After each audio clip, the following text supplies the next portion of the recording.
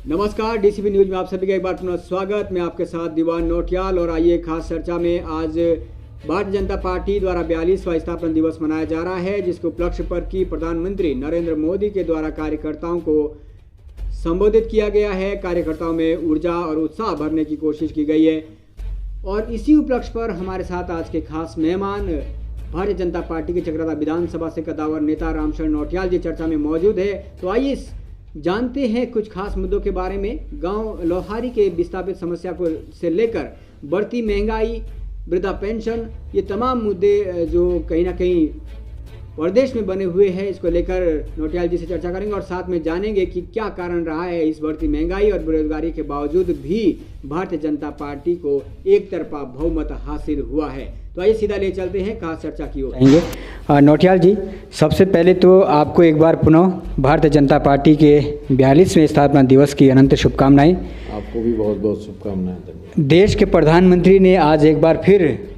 Party के कार्यकर्ताओं को ऊर्जावान कर दिया है। क्या लगता है आपको आज के उस संबोधन से एक नई उत्साह के साथ कार्यकर्ता फिर काम करेगा? कांग्रेस रहित भारत पहला नारा है। दूसरी बात आपको बतानी है कि हमारी पार्टी दुनिया की सबसे बड़ी पार्टी है। दुनिया की जितनी पार्टियां हैं उनमें सबसे ज़्यादा कार्यकर्ता हमारी पार्टी में हैं। तो एक बड़ा खुशी का माहौल है कि 42 साल पूरे कर लिए हैं भारतीय जनता पार्टी ने, और गांव से लेकर के मंडल तक, जिला मुख्यालय और जिला मुख्यालय के अतिरिक्त और जगह भी कई सार्वजनिक स्थानों पर और प्रदेश, देश, सब जगह आज जो है एक बहुत खुशी का माहौल है। आदरणीय प्रधानमंत्री जी ने पार्टी कार्यकर्ताओं का उत्साह बढ़ाया है, उत्साहवर्धन किया है और आगे के लिए पूरी जो भी पार्टी के स्तर पे जितनी लड़ाइयाँ होती हैं उस लड़ाई पर एकजुट होकर के संघर्ष करने के लिए उन्होंने आदेशित किया है। सर, सीधा प्रश्न पे जाना चाहूँगा, क्योंकि चुनावी दौर हमने देखा है और चुनावी दौर में तमाम सारे प्रश्न चिन्ह खड़े किए जा रहे थे, लेकिन मैं देख रहा हूँ कि पहला ये विधानसभा चुनाव संपन्न होने के बाद और इस विधानसभा चुनाव में जो एक मत हासिल किया है भारतीय जनता पार्टी ने, क्षेत्र में एक चर्चा का विषय बना हुआ है कि पहली बार ऐसा लग रहा है कि चकराता में भारतीय जनता पार्टी मजबूत हुई है, ना कि कोई व्यक्ति या परिवार मजबूत हुआ है। आपने एक नई मुहिम शुरू की है। इलेक्शन के बाद मंथन किया गया है। जब भारतीय जनता पार्टी के साथ एक तरफा बहुमत है, उसके बावजूद भी चंद सीटें जो शायद जीत नहीं पाए, उस पर इतनी गहन चिंतन करना, क्या अभी भी इस पार्टी के अंदर जीत की भूख बरकरार है और यही जीत की भूख जो है कांग्रेस मुक्त भारत, जैसा आपने कहा है, कि उसके लिए काम कर रही है? देखिए, चकराता मैं शायद आपसे पहले भी मिला हूँ, पहले भी कहा, चुनाव समाप्त हो गया था काउंटिंग से पहले। मुझसे आपने शायद एक इंटरव्यू पहले भी लिया था और भी मीडिया के साथियों से ने मुझसे पूछा कि आपको क्या कहना है। तो मैंने उस समय भी कहा था कि मेरी पार्टी चकराता में जीत गई है काउंटिंग से पहले, और मेरा रामशरण नौटियाल का जो रिजल्ट है वो बक्से में बंद है, 14 तारीख को पता चल जाएगा। तो आज उस विश्लेषण को अपनी बात पे मैं हूँ। आज फिर भारतीय जनता पार्टी पहली बार, जिसमें कि ना तो परिवारवाद है और ना वंशवाद है, पहली बार ये जितना वोट भारतीय जनता पार्टी को पड़ा है 27,500 वोट, इस वोट का कोई व्यक्ति क्लेमेंट नहीं है। इस व्यक्ति को कोई, इस वोट को कोई ये नहीं कह सकता कि इतने भाजपा के, इतने नौटियाल के, इतने फलाने के, इतने टिकना के। ये प्योरली भारतीय जनता पार्टी का काडर वोट इस बार वहाँ पर एक तरह से खड़ा हुआ है। इससे पहले हम लोगों को ज़्यादा भी वोट मिले हैं, और लेकिन उस पर यदा कदा कुछ ना कुछ कुछ ना कुछ जो है रिमार्क होते थे। लेकिन मैं आपको बताता हूँ, ये चुनाव हमने देश के महान प्रधानमंत्री आदरणीय मोदी जी और हमारे राष्ट्रीय लीडरशिप में और उनके नारे, उनकी बात, उनकी वे कामों को देखते हमने चुनाव लड़ा है और वो ये मत हमको मिला है। सर, चुनावी दौर में मुख्य मुद्दा जो था नवीन चक्राता का चर्चा में बना हुआ था, और अब क्योंकि चुनाव समापन हो चुका है, प्रदेश में आपकी पुराना एक बार सरकार आई है, क्या संदेश क्षेत्रवासियों को देना चाहें? क्या इस पर अभी काम बरकरार रहेगा या फिर कहीं ना कहीं वो चुनावी प्रक्रिया तक सीमित था? देखिए, जब नवीन चक्राता का ये घोषणा हमने माननीय मुख्यमंत्री से आग्रह किया, उस वक्त तो ना मेरे टिकट का पता था, ना चुनाव का पता था कौन लड़ेगा कौन नहीं लड़ेगा। उस वक्त ये घोषणा हुई है और किस्मत से हमको युवा प्रधानमंत्री जी हमको पुनः उनको मौका मिला है, तो ये तो काम आगे बढ़ेगा ही बढ़ेगा।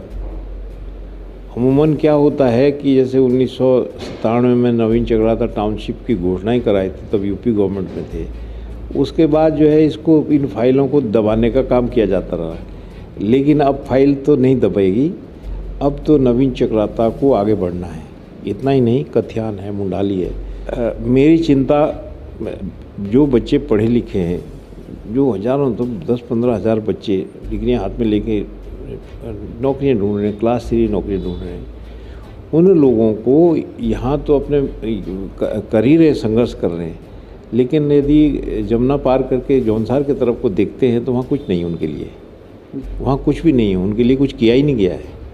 यहाँ सिर्फ जो है ठेकों और टेंडरों में रखा गया पूरे इलाके को, और फर्जी चीज़ों में मतलब बहुत ही एक ऐसे चीज़ों में इलाके को वो करके रखा जैसे कि, और महात्मा हमारे बने रहे हैं कि हम ये कर रहे हैं, वो कर रहे हैं। गपा गापी में पूरा इलाका जो है आज तक करते रहे, और अभी कुछ बरकरार है, अभी कुछ बरकरार है। देखिए, हमारा चुनाव, हमने कहा कि हम जीते, हम कैसे जीते हैं? 27,500 वोट पार्टी को मिला है। आप विश्लेषण करिए कि जो निर्दलीय प्रत्याशियों को वोट मिला वो किसका वोट है? उनको खड़ा किसने किया? नोटा। आप तो जौनसार के रहने वाले, कौन से गांव का है ये नोटा? इसका कुछ अता पता है? ये तमाम चीज़ें वहाँ खड़ी की गई, जिन्होंने कराया है, जो इसके संचालक थे। मैं कहता हूँ जौनसार बावर की जनता उनको माफ़ नहीं करेगी। पार्टी लेवल पे क्या करते हैं ये पार्टी का काम है, उसमें मेरा काम नहीं कुछ भी। मैं तो पार्टी में एक सिपाही हूँ, कमियाँ हो सकता मेरे से भी रही हो, चुनाव में रहती है। लेकिन आज ही मैंने देखा तो लखवा डैम, जो कि एकमात्र प्रभावित राजस्व गांव है और लंबे समय से वो लड़ाई लड़ रहे हैं, अभी तक शायद आप चुनावी दौर में भी उनके समक्ष उस लाभ लेने नहीं गए हैं, लेकिन चुनाव के बाद एक नई उम्मीद के साथ वो लोग आज फिर आपसे मिले थे। क्या समाधान आपको लगता है कि जिससे उस गांव को, क्योंकि जो प्रोजेक्ट होना है वो तो होना ही है सर, जो डिसाइड हुआ है, लेकिन उसको किस तरीके से उसे लाभान्वित किया जाए और उनको जो उनका नुकसान हुआ है उसकी भरपाई की जाए? देखिए, आपको थोड़ा सा पीछे की बात करता हूँ। मैं जब लखवा डैम पे ये आंदोलन चल रहा था, इनका धरना चल रहा था, तो मैं स्वयं गया वहाँ। लौटने के बाद मैंने तत्कालीन ऊर्जा मंत्री से बात की, ऊर्जा सचिव से बात की, माननीय मुख्यमंत्री से बात की, और मुझे ये आश्वासन दिया गया कि 15 दिन के अंदर हम तमाम अधिकारियों को, उन जिन के पास इसकी जो सूचना है उनको हम कहते हैं कि आप प्रिपेयर होकर एक मीटिंग के लिए तैयार होइए। उसमें विकासनगर के विधायक को बुलाया जाएगा, चक्राता के विधायक को बुलाया जाएगा, प्रमुख लोग हैं जैसे मूरतराम शर्मा जी हैं, वो आयोग देख रहे हैं, और मुझे भी कहा गया जिला पंचायत अध्यक्ष, सबको एक टेबल पर बुलाएंगे और इसका एक ही बार बैठ के हल निकालेंगे।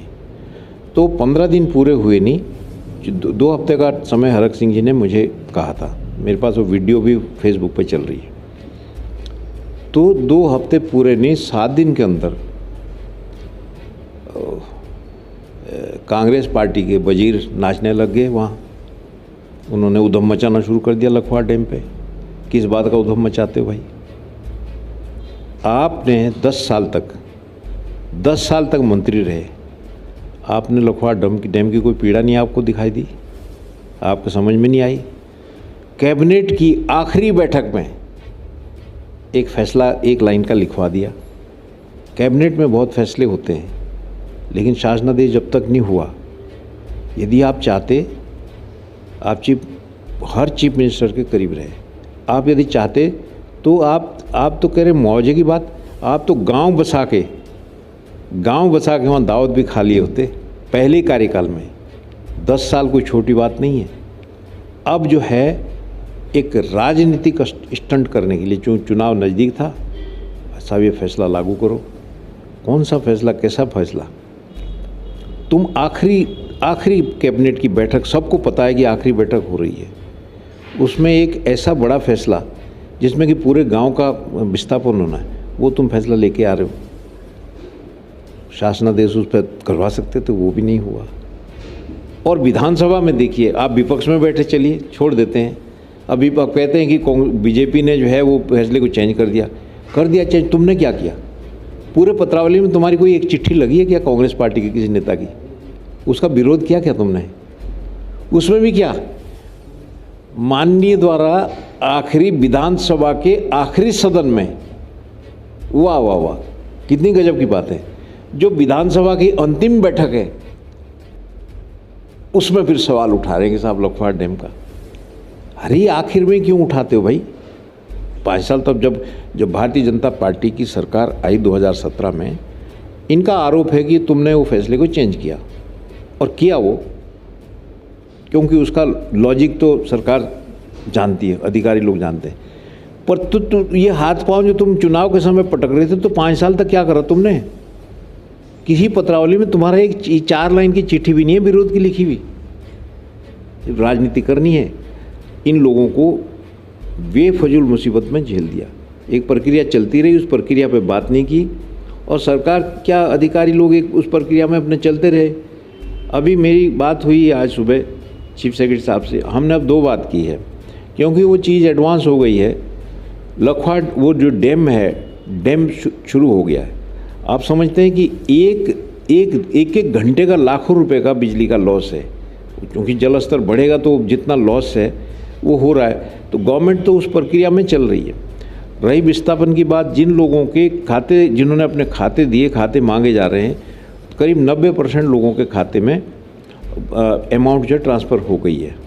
ये परसों रात तक जो खाते, कुछ 4-5 खाते हैं, उनसे भी हमारी सुबह बात हुई, वो भी अपने खाते देंगे, पैसा ट्रांसफ़र हो गया।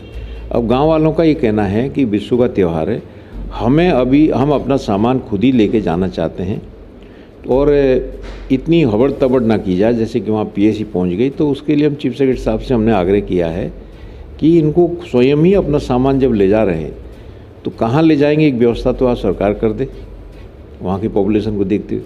दूसरा, जो अपना सामान ये लेके जाना चाहते हैं, इनको टाइम दिया जाए, अभी त्यौहार मनाएंगे उसके बाद उठा लेंगे, इतनी भी क्या बात है, 40 साल से चल रहा है मसला, इतनी बात है। दूसरी, उनका जो एक कहना है कि अधिकारियों द्वारा उनके पीठ के पीछे उनके संपत्तियों का आकलन किया है। एक संपत्तियां हैं, परिसंपत्तियां हैं, जैसे पेड़ हैं, किसी के फलदार पेड़ है, आंगन है, तो आंगन में भी कुछ के स्टोन्स लगे हैं, ग्रेनाइट मार्बल लगे हैं, कुछ की मुनहरियाँ हैं, कुछ है, ऐसी छोटी चीज़ें हैं जिनका आकलन नहीं किया गया।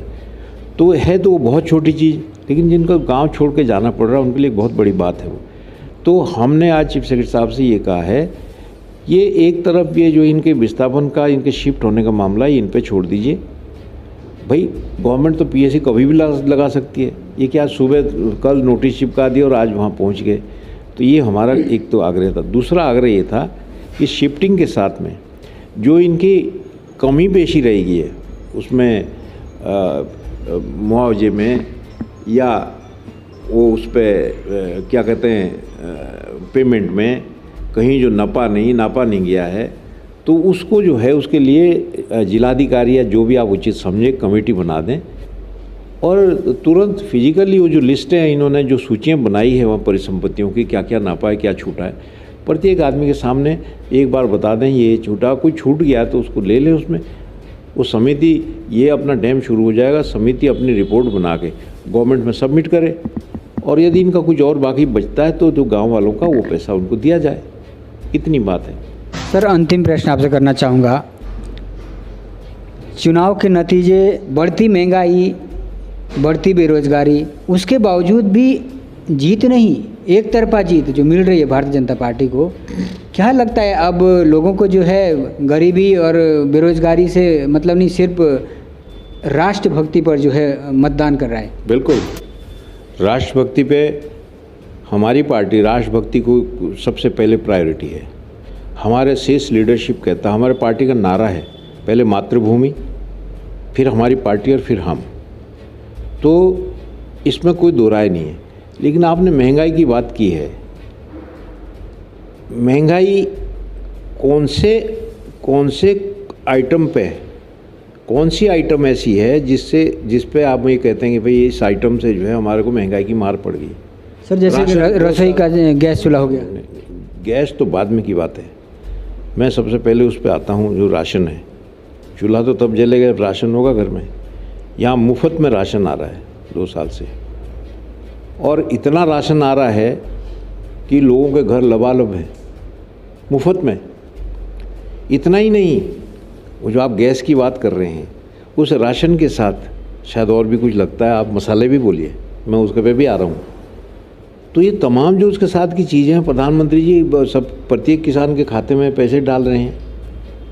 मैं जौनसार बावर की बात करता हूँ, एक एक परिवार ऐसे परिवार है जहाँ पर अलग अलग खाते के हिसाब से जो जिनके भूमि के खाते जैसे हैं उस हिसाब से आ रहे हैं। 80 90 हज़ार आ रहे हैं। तो वो गैस उससे खरीदें। उसमें महंगाई सस्ते की बात देखने की बात पेंशन आ रही है, वृद्धावस्था पेंशन आ रही है। सर इसी पे आना चाहूँगा कि इससे पहले जो है एक ही को बुजुर्ग को मिल रही थी, क्या ये शासनादेश निकल चुका है? और इसकी थोड़ी सी अगर बताएंगे तो दोबारा से दोनों को लागू ये हो गई है जो पेंशन की समस्या थी। देखिए ये निर्णय ले लिया गया है और ये लागू इस वित्तीय वर्ष में लागू होगा। शासनादेश भी हो गया है। वो जब आधिकारिक तौर पे एक औपचारिकता उसकी क्या साइट खोलते हैं या किस तरह से प्रक्रिया क्या होती है विभागीय, तो वो सब चल रहा है। बाकी तो शासनादेश हो गया है। Thank you sir. तो ये हमारे साथ है भारतीय जनता पार्टी के नेता रामशरण नौटियाल जी। और मैं आपको बताते चलूँ जो कुछ मुख्य बिंदुओं पर इन्होंने चर्चा की है।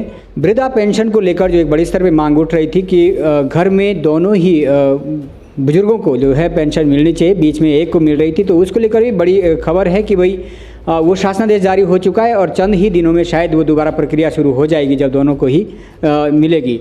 इसके अलावा महंगाई और एक तरफा जो उन्होंने जीत का मैंडेट दिया वो यही कि कहीं ना कहीं रसोई का जो सबसे कीमती है जो राशन है, वो राशन लगातार जो है भारतीय जनता पार्टी फ्री में दे रही है। उस राशन का जो है कहीं कहीं सकारात्मक संदेश गया है जनता में।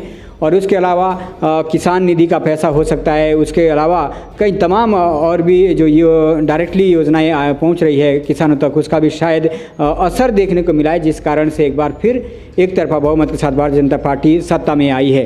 फिलहाल के लिए इतना ही, आगे लिए बने रहेगा डीसीपी न्यूज़ के साथ। तब तक के लिए हमें दीजिएगा इजाज़त। मैं आपके साथ दीवान नौटियाल, देहरादून, उत्तराखंड से।